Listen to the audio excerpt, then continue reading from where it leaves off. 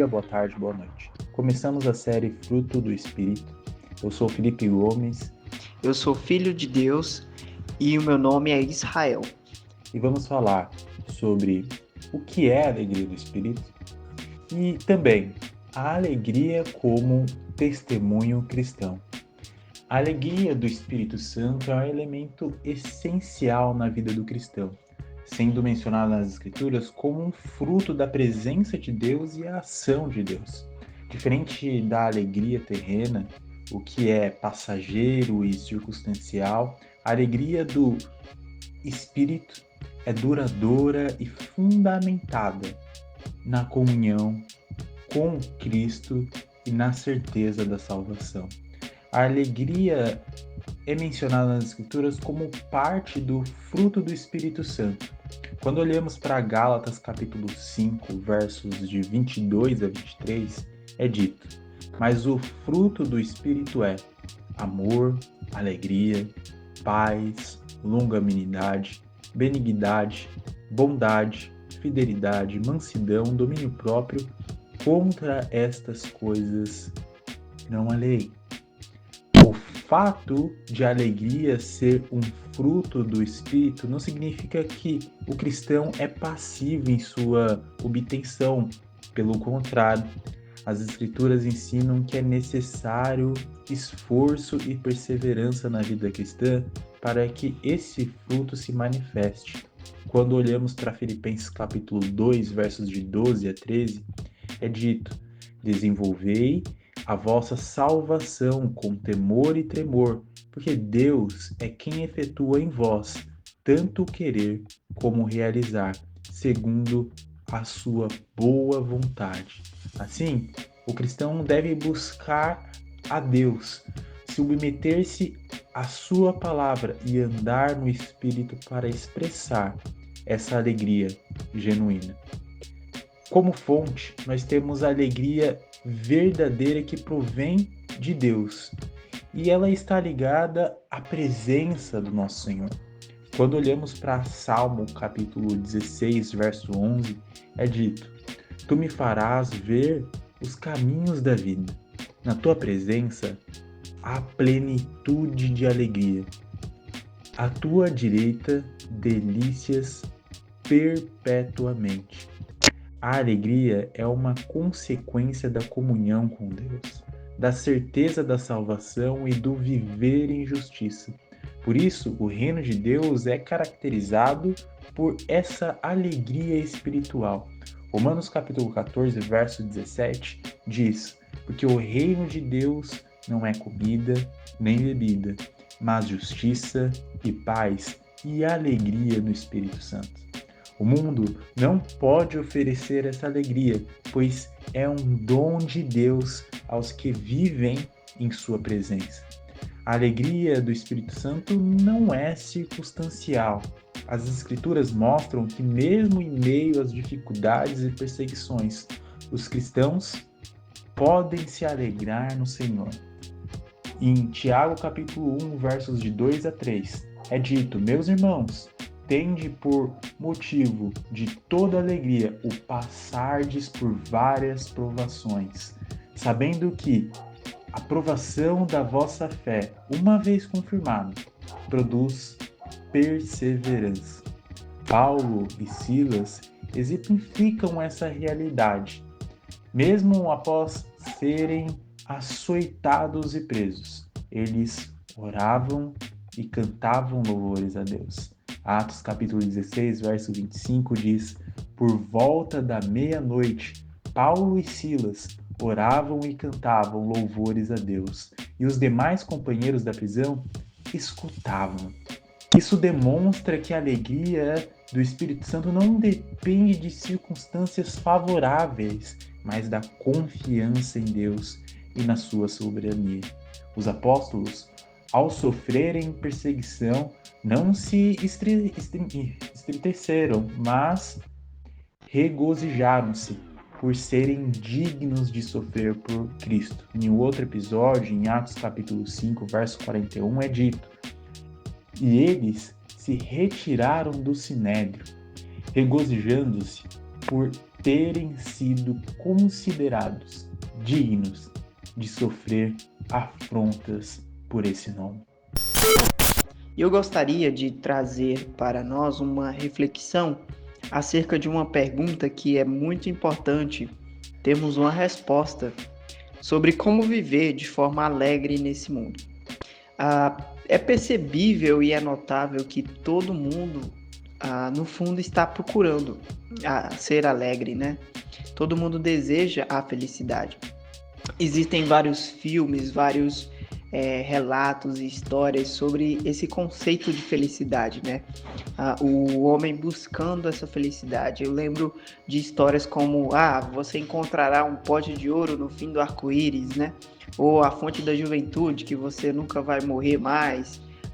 Ou muitas outras coisas, histórias que falam sobre o que é preciso para ser feliz, né? O que é necessário para ser feliz, ingredientes, né, especiais e mágicos.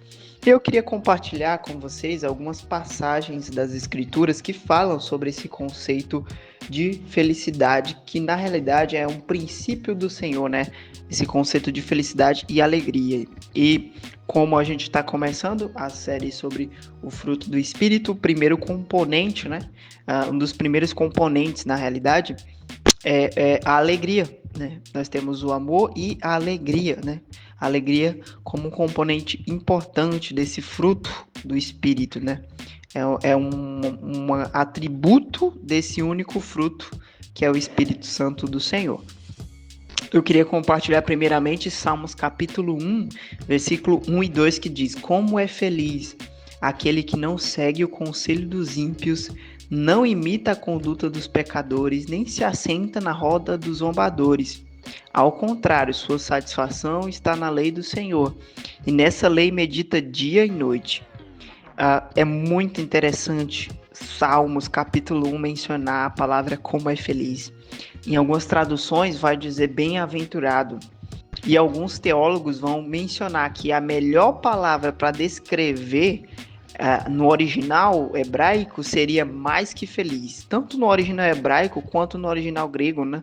A palavra bem-aventurado, como é feliz, nas escrituras ela se apresenta mais que feliz, né?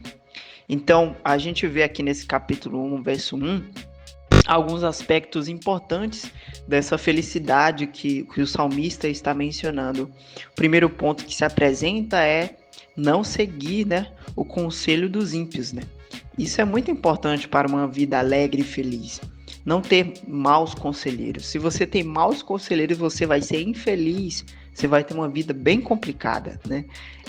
Outra coisa que ele menciona é não imita a conduta dos pecadores. Ou seja, fazer a mesma coisa que uma pessoa que busca, né, deliberadamente desagradar a vontade de Deus faz. Então, não imitar a conduta dos pecadores, porque ao contrário, né, se você imita a conduta dos pecadores, as escrituras falam, né, que nós vamos ter essa infelicidade, né, essa tristeza dentro de nós. Acredito muito que é por causa das consequências da má conduta dos pecadores que traz, né, consigo, né? Então todas as ações que nós fazemos, né, recebemos uma consequência, e a imitação da conduta dos pecadores traz também para nós as consequências da conduta desses pecadores, né? Então o salmista traz, né, não imite a conduta dos pecadores. E o último componente é não se assenta junto dos que zombam, né? Acredito que essa ideia de zombar são pessoas que não têm um equilíbrio, não têm uma sensatez. Zomba ou brinca com todas as coisas e acabam trazendo complicações por atos de brincadeira ou por atos de zombaria, né? Então, uma pessoa feliz, ela não se junta com essas pessoas. Possivelmente porque essa pessoa que zomba e fala e mal e brinca de tudo, possivelmente tem consequências sérias na sua vida por causa desse ato. E como você se assenta, né? Você está participando daquela zombaria. E aí você acaba tomando consequência, né? Então, feliz é aquele que não se senta, né, com os zombadores, porque não tem essa consequência, né? E aí ele finaliza, versículo 2, falando do que fazer. Então, as escrituras não só nos guia sobre a ideia do que não fazer, mas ela também nos guia sobre o que fazer. E o verso 2 fala ao contrário, a sua satisfação, né? Ou seja, o prazer, e a pessoa se sente satisfeita. E o que a pessoa, né, age ou faz para ter essa satisfação e esse prazer, né? Que é a ideia do texto, é meditar na lei, né? Na palavra do Senhor, né? Medita na lei do Senhor dia e noite, né? E esse ato de meditar, ele não é apenas ler, entender o texto, né? É refletir, é apreciar a sabedoria de Deus, né? Então, todas as vezes que nós somos conduzidos à leitura bíblica, nós estamos ali meditando na sabedoria de Deus, meditando no poder de Deus, meditando nos traços de Deus, meditando na obra de Deus. E essa meditação nos traz essa satisfação, essa segurança, essa certeza, essa convicção do Criador, das bênçãos que Ele tem para nós e de quem Ele é e quanto maravilhoso e bom Ele é. Quanto mais nós meditamos na palavra do Senhor, mais nós percebemos aspectos maravilhosos, grandiosos, poderosos do nosso Criador, do nosso Senhor para conosco. E isso causa, com certeza, grande felicidade e satisfação. Eu quero compartilhar outras passagens também, como, por exemplo, Mateus 5, verso 1 ao 12, que é a famosa bem-aventurança. E eu vou passar bem breve aqui sobre essa passagem, mas você pode ler, tá?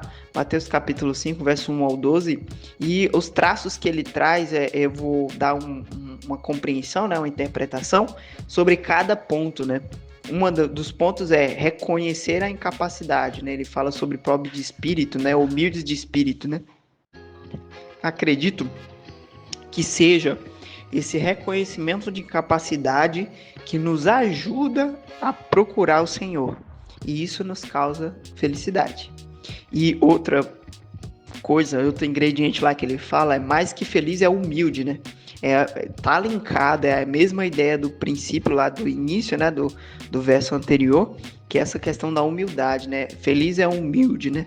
Porque o humilde, ele tem o benefício, né? Que está falando no versículo que se compõe.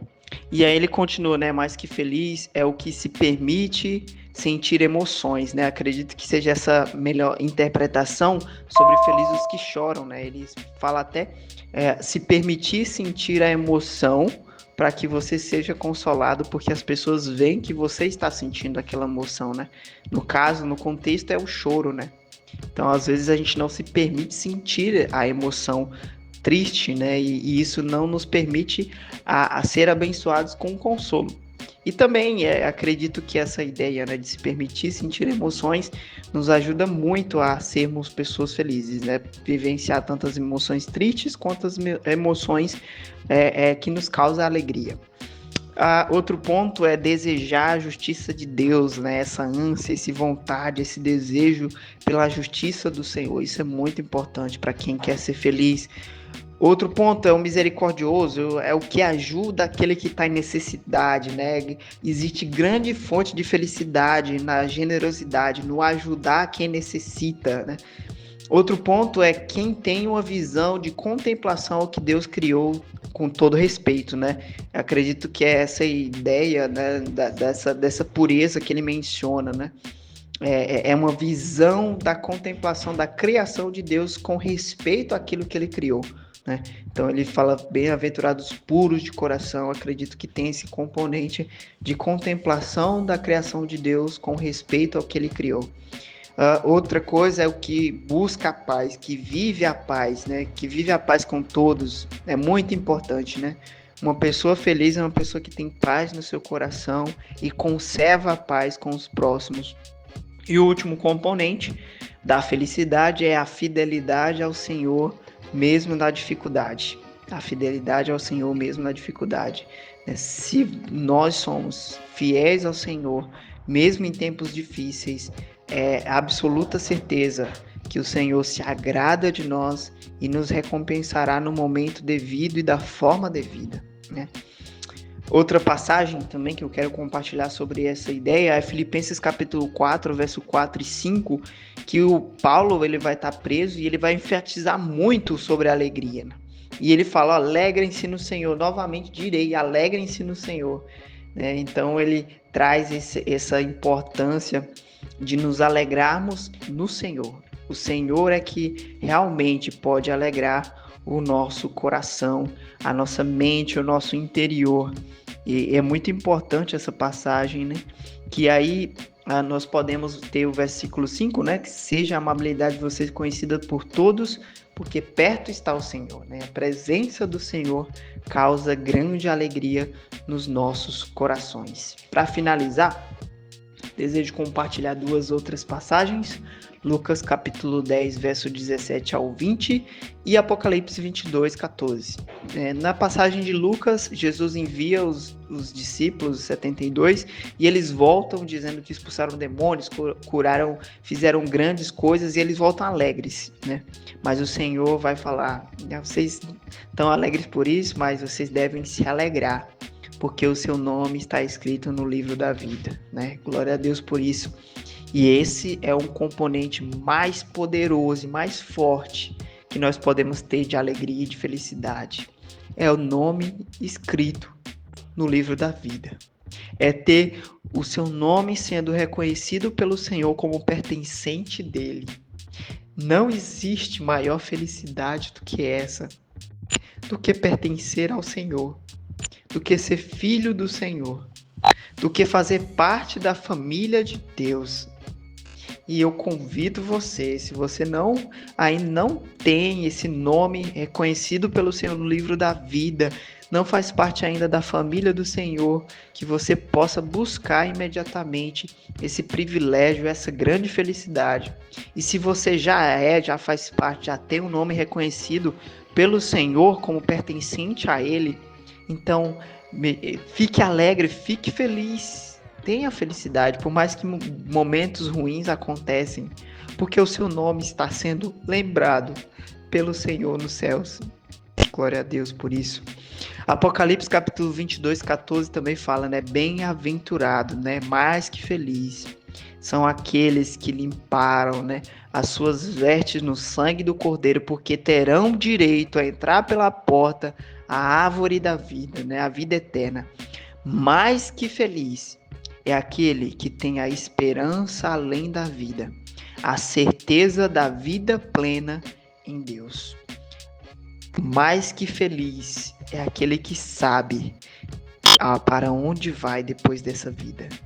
Mais que feliz é aquele que dorme tranquilamente de noite e acorda com a tranquilidade de viver o dia, porque independentemente do que aconteça, ele sabe ou ela sabe que existe uma morada no céu reservada para nós, que existe alívio das nossas dores, que existe um lugar a qual não haverá mais choro, que existe um lugar de plena alegria e satisfação, que você possa ter essa grande alegria que há em ter as suas vestes sendo purificadas pelo sangue de Jesus. Deus abençoe a todos nós. A alegria, ela também está relacionada à salvação. A maior fonte de alegria para o cristão é a salvação em Cristo. O rei Davi, ao clamar por restauração, pediu a Deus que lhe devolvesse essa alegria. Salmo 51, verso 12 diz: restitui-me a alegria da tua salvação e sustém-me com um espírito voluntário. Jesus ensina que a grande alegria no céu pela salvação do pecador. Lucas capítulo 15, verso 7. Digo-vos que assim haverá maior alegria no céu por um pecador que se arrepende do que por 99 que não necessitam de arrependimento. Se há alegria no céu pela salvação dos pecadores, quanto mais o salvo deve se alegrar por ser redimido pelo sangue de Cristo. Jesus prometeu que a alegria daqueles que são dele seria permanente e que ninguém poderia tirá-la. Em João, no Evangelho de João, capítulo 16, verso 22, diz: assim também agora vos tende tristezas, mas outra vez os verei. O vosso coração se alegrará, e a vossa alegria ninguém poderá tirar. Essa alegria, ela transcende qualquer sofrimento, pois está fundamentada na promessa da vida eterna e na vitória de Cristo sobre a morte. A alegria do cristão não é apenas um benefício pessoal, mas também um testemunho para o mundo. Jesus ordenou aos seus discípulos que brilhassem diante dos homens, em Mateus capítulo 5, verso 16. Assim, brilhe também a vossa luz diante dos homens, para que vejam as vossas boas obras e glorifiquem a vosso Pai que está nos céus. O mundo busca felicidade e riquezas, prazeres e reconhecimentos, mas encontra frustração quando os cristãos demonstram uma alegria inabalável, evidenciam a autenticidade da fé. Pedro descreve que essa alegria é uma alegria inefável e glória em 1 Pedro capítulo 1, verso 8. A quem, não havendo visto, amais, no qual, não vendo agora, mas crendo, exultais com uma alegria indizível e cheia de glória. A alegria do Espírito Santo é um testemunho vivo da transformação operada pelo Evangelho. Quando olhamos a alegria no Senhor, ela é uma fonte de força para o cristão. Neemias, capítulo 8, verso 10, diz: a alegria do Senhor é a vossa força. Essa alegria fortalece contra o desânimo, tentações e tribulações. O apóstolo Paulo expressou em sua segunda carta aos Coríntios, no capítulo 4, verso 8, em tudo somos atribulados, porém não angustiados, perplexos, porém não desanimados. A alegria no Senhor é um refúgio contra as investidas do inimigo. É um baluarte nos momentos difíceis. A alegria também deve ser compartilhada no corpo de Cristo. Os crentes são chamados a se alegrar uns com os outros. Romanos capítulo 12, verso 15. Alegrai-vos com os que se alegram e chorai com os que choram. A alegria fortalece a unidade da igreja e demonstra o amor fraternal.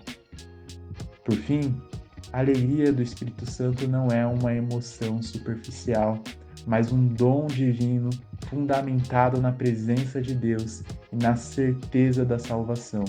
Ela não depende das circunstâncias, mas da comunhão com Cristo e da esperança na glória eterna. Essa alegria é uma marca distintiva dos verdadeiros cristãos, um testemunho para o mundo e uma fonte de força para a caminhada cristã. Por fim, quero ler Filipenses capítulo 4, verso 4. Regozijai-vos sempre no Senhor. Outra vez digo, regozijai-vos. Que Deus nos abençoe. Quero trazer uma reflexão acerca do perigo de buscar alegria nas coisas erradas. E pensando nesse assunto, ainda na busca do ser humano pela alegria, né, pela felicidade, eu pensei numa história para compartilhar com vocês, que está em Gênesis capítulo 29, do verso 31 até o versículo 35. Eu vou compartilhar aqui a leitura. Quando o Senhor viu que Lia era desprezada, concedeu-lhe filhos. Raquel, porém, era estéril. Lia engravidou, deu à luz um filho, e deu o nome de Ruben, pois dizia: o Senhor viu a minha infelicidade, agora certamente o meu marido me amará. Lia engravidou de novo. E quando deu à luz ao outro filho, disse: Porque o Senhor ouviu que sou desprezada, deu-me também este, pelo que chamou Simeão. Versículo 34. De novo engravidou, e quando deu à luz mais um filho, disse: Agora finalmente meu marido se apegará a mim, porque já lhe dei 3 filhos. Por isso deu-lhe o nome de Levi. E verso 35. Engravidou ainda outra vez. E quando deu à luz mais outro filho, disse: Desta vez louvarei o Senhor. Assim deu-lhe o nome de Judá. Então parou de ter filhos. Nós vemos nesse trecho uma mulher buscando a felicidade em agradar o seu marido e também nos filhos, em conceder filhos. E nesse texto a gente percebe que ela fracassa na primeira, na segunda, na terceira, mas no quarto filho, no último filho, ela encontra a verdadeira alegria no lugar mais certo que poderia encontrar. Verso 35. Desta vez louvarei ao Senhor. Esse é o perigo de buscar alegria nas coisas erradas, porque você não vai encontrar. Assim como essa mulher não encontrou no marido e nos filhos, mas no dia em que ela consagrou e homenageou e louvou ao Senhor, esse foi o dia em que ela encontrou a verdadeira alegria, a verdadeira felicidade. A verdadeira felicidade está em agradar e louvar a Deus por tudo aquilo que nós temos, por tudo aquilo que temos mais de precioso, assim como essa mãe que tinha. E se você vê aqui, né, é Judá. Judá é o filho que ela entregou louvando ao Senhor. Desta vez louvarei ao Senhor. E de Judá sai o grande rei. De Judá sai o grande Senhor de todas as coisas, Jesus Cristo. Do filho apresentado para louvar o Senhor, sai ao Redentor, o príncipe da paz, aquele que traria o reino eterno e concederia o reino de Deus aos homens. Então, quando ela decidiu louvar ao Senhor por aquilo que ela tinha, aí sim, a bênção do Senhor veio sobre ela, a bênção do Senhor veio sobre as próximas gerações e a alegria e a felicidade alcançou até mesmo nós por causa de Jesus Cristo. Esse filho entregue ao Senhor trouxe grandes frutos de alegria e felicidade para ela e para toda a humanidade, para todos nós. Então a felicidade não está em agradar o marido ou a esposa, ou até mesmo ter filhos, mas a felicidade está em entregar tudo o que nós temos, até o que é mais precioso, em louvor ao Senhor. E aí encontraremos a verdadeira felicidade, a pura e perfeita felicidade. Tem outras passagens, como Lucas capítulo 12, verso 13 ao 21, que fala sobre uma parábola de um rico insensato.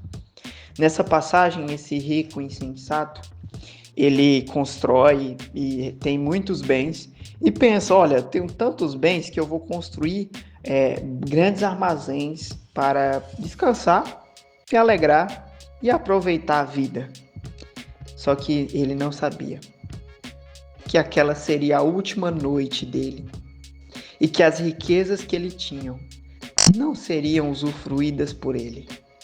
Mas a riqueza no céu, que é o versículo 21 final, que ele não tinha, essa era a que ia ser cobrado, essa era a que ele poderia realmente usufruir. Verso 21 diz: assim acontece com quem guarda para si riquezas, mas não é rico para com Deus.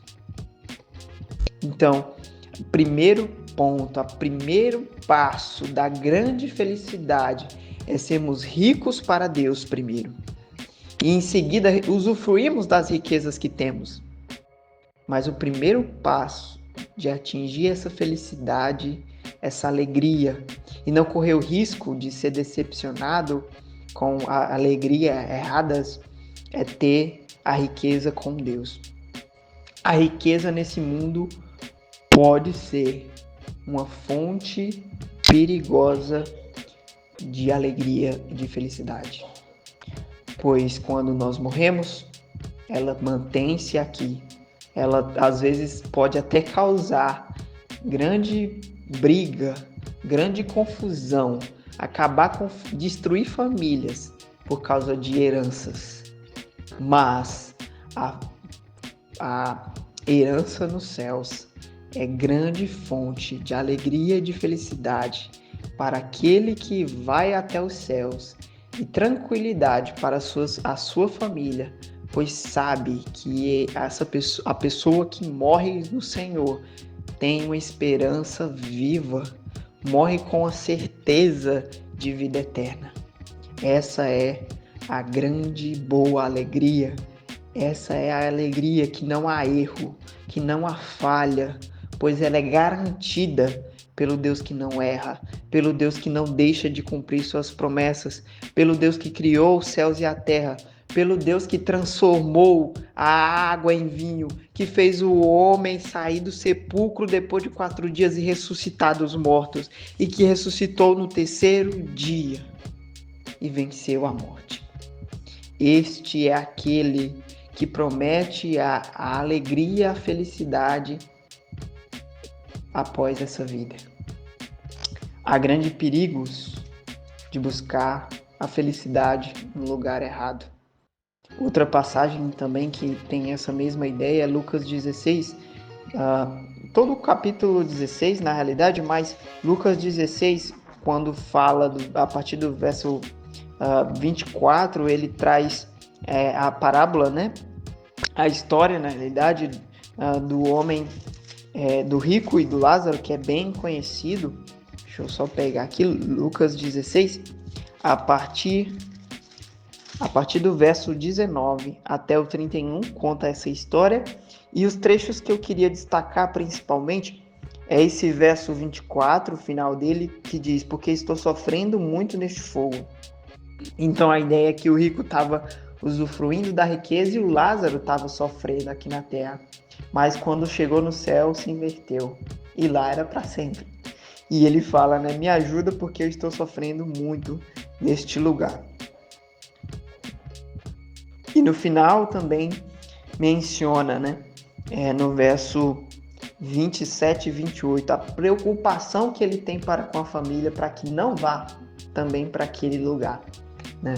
Então nós vemos esse componente muito importante, a verdadeira felicidade que a gente quer que a nossa família também tenha.